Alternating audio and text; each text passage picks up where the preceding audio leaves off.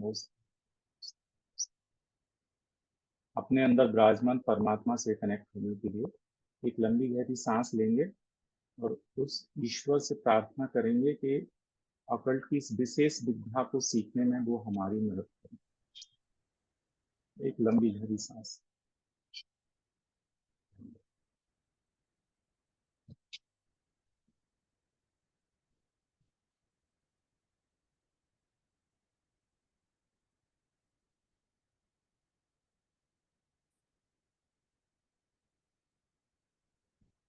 ओम। तो अभी तक हम लोग 3 क्लास में थोड़ा सीख चुके हैं और लास्ट जो क्लास हुआ था उसमें हमने कुछ बीज मंत्रों को भी सीखा, जाना। एक कुछ फोटो पिक्स मैंने आपको भेजे थे जिसमें हमने दिक्पालों के मंत्र दिए थे और पंच तत्वों के जो मंत्र होते हैं वो किस प्रकार से होते हैं उनका भी हमने एक दिए थे आपको समझाने की दृष्टि से। उनको भी हम यूज कर सकते हैं। जब भी अपन किसी भवन की बात करते हैं तो अभी तक तो ये अच्छी तरह समझ में आपको आ गया होगा कि हमारा जो भवन है इसमें पूर्व और उत्तर दिशा को सर्वश्रेष्ठ माना गया है। लेकिन इसका मतलब ये नहीं है कि और दिशाओं को छोड़ दिया गया या उन दिशाओं को कोई यूज नहीं है। अगर सभी दिशाओं का प्रॉपर तरीके से बैलेंस हो तो वो मंडलाकार ऊर्जा जिसकी हम बात करते हैं उसका प्रवाह हमारे भवन में होने लगता है। सबसे ज्यादा परेशानी अगर कहीं होती है, पीछे से म्यूट कर लीजिएगा सभी लोग। सबसे ज्यादा परेशानी अगर भवन में कहीं से होती है तो वो या तो अग्नि दिशा से होगी या नैऋत्य दिशा से होगी, जिसे साउथ वेस्ट बोलते हैं। अगर प्रदूषित भवन है, अगर मान लीजिए अग्नि तत्व के कारण अगर भवन में प्रदूषित हुआ है, भवन में कोई दोष बना है, तो ऐसी कंडीशन में सबसे ज्यादा परेशानी उसको होने वाली है। पैसे की तो अपनी परेशानी एक अपनी जगह है, लेकिन इसमें यह बोला गया है कि निपुत्रिक निसंतान, मतलब ऐसा करने पर पुत्र शोक का अनुभव सहना पड़ सकता है। और लंबे समय तक अगर ऐसे भवन में निवास करने से विपरीत अग्नि का जो प्रभाव गृह स्वामी पर पड़ता है उसमें उसी प्रभाव को पुत्र संतति में भी वो प्रविष्ट हो जाता है। यानी वो वहां के जो पुत्र होते हैं वो संतति पैदा करने लायक नहीं रहते। तो ये इतनी बड़ी बात इसके अंदर लिखी गई है। इसका मतलब ये है कि अग्नि तत्व को संतुलित करना बहुत ज्यादा आवश्यक है। दूसरी जो बात है वो ये है कि जिन भी लोगों की कुंडली में काल सर्प दोष होता है उन लोगों की कुंडली या वो जिस भी मकान में घर में निवास करते हैं वहां पर निश्चित रूप से किसी न किसी प्रकार से वास्तु दोष रहता ही रहता है। जिन भी कुंडली में काल सर्प दोष होता है, काल सर्प दोष होता क्या है? जब भी किसी कुंडली में राहु और केतु के बीच में सारे ग्रह वहां पर आ जाते हैं, सारे ग्रह उनके बीच में जब हो जाते हैं तो उस कुंडली के मालिक जो भी उसका घर है उसमें किसी ना किसी प्रकार से काल सर्प दोष रहेगा ही रहेगा। ठीक है ना? तो ये खास बात है जो अभी तक मुझे कहीं पढ़ने को नहीं मिली थी, जो इस जगह मुझे पढ़ने में ये चीज आई है। तो अगर हम लोग कुंडली देखते हैं तो उससे सीधा समझ में आ जाता है कि वहां पर कुछ तो भी परेशानी रहेगी। अब दूसरी जो बात इसमें खास है वो ये है कि काल सर्प दोष होने पर उसे कई प्रकार की परेशानियां उस भवन से प्राप्त होती हैं। तो ऐसी कंडीशन में अगर वो व्यक्ति सिर्फ श्री श्री रविशंकर जी का जो राम ध्यान होता है सिर्फ वो कर लेता है और इसके अलावा अगर वो चावल ले ले, देसी घी ले ले लौंग ले ले, कपूर ले ले, और अपने बेडरूम में उनको जलाता है, उनका धुआं करता है और राम ध्यान वहां पर करता है, तो उसे वहां से जो काल सर्प दोष के कारण से अब उसको जो किसी भी प्रकार से जिसको कहना चाहिए उसको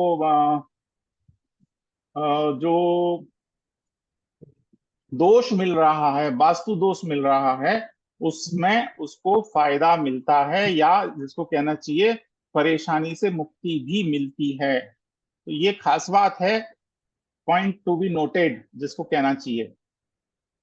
अब जो दूसरी बात आती है वो आती है कि जब पूर्व दिशा में किसी भी प्रकार से शौचालय हो, किसी भी प्रकार से सीढ़ियां हो, किसी भी प्रकार से कोई चट्टान हो, या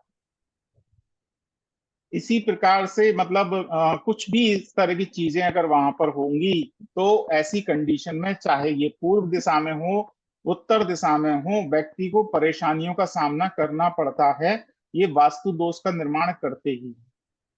ऐसे ही आग्नेय दिशा में, यानी हमारा जो साउथ ईस्ट है, उसमें अगर किसी भी तरह से टॉयलेट, शौचालय हो, तालाब हो, कुआं हो, टेरेस हो, कट हो, एक्सटेंशन हो, आज हम बात करेंगे कट और एक्सटेंशन की और उनकी रेमेडीज की भी बात करेंगे, तो इसे विपरीत अग्नि कहा गया है। ऐसी विपरीत अग्नि जब भी होगी, विपरीत अग्नि जहां भी होती है उसकी भी पत्रिका में दोष मिलता ही है।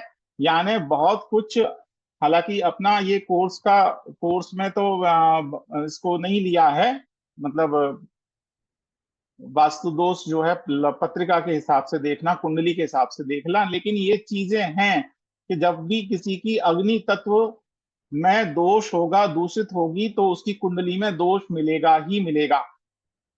अगर उत्तर दिशा, ईशान दिशा में कोई चट्टाने हो, शौचालय हो, सीढ़ियां हो, जड़त्व चीजें हो, सेप्टिक टैंक हो, ऐसी स्थिति में विपरीत जल उसको कहते हैं। और विपरीत जल तत्व वहां पर होने से निश्चित रूप से वहां पर भवन में रहने वाली जो माताएं हैं और कन्याएं हैं, उनको परेशानी का सामना करना पड़ता है। वो बीमारियों के रूप में भी हो सकता है या अन्य किसी भी प्रकार से हो सकता है।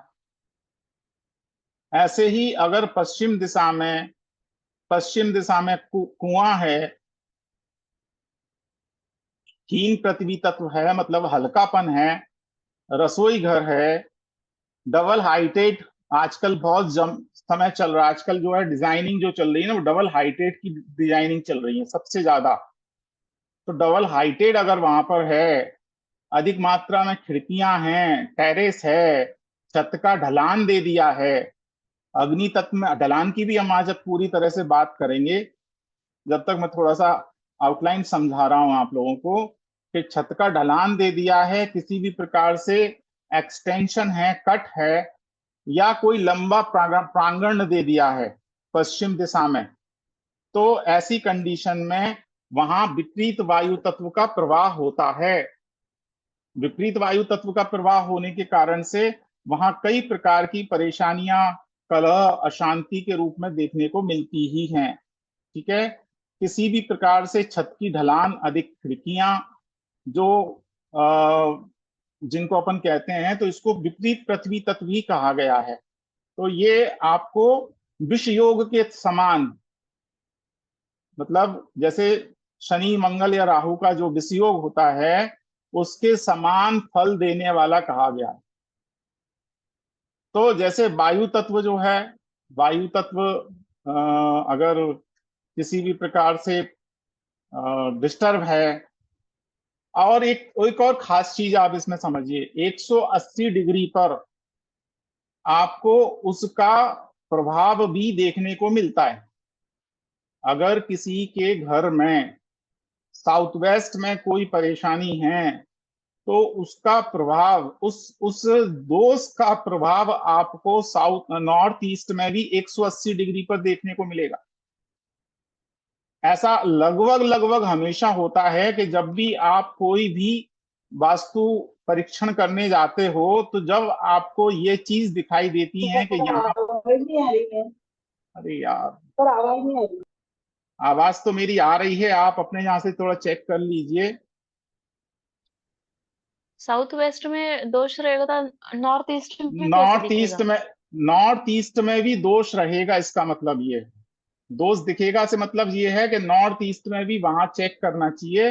नॉर्थ ईस्ट में कुछ तो भी वहां पर दोष आपको मिलेगा।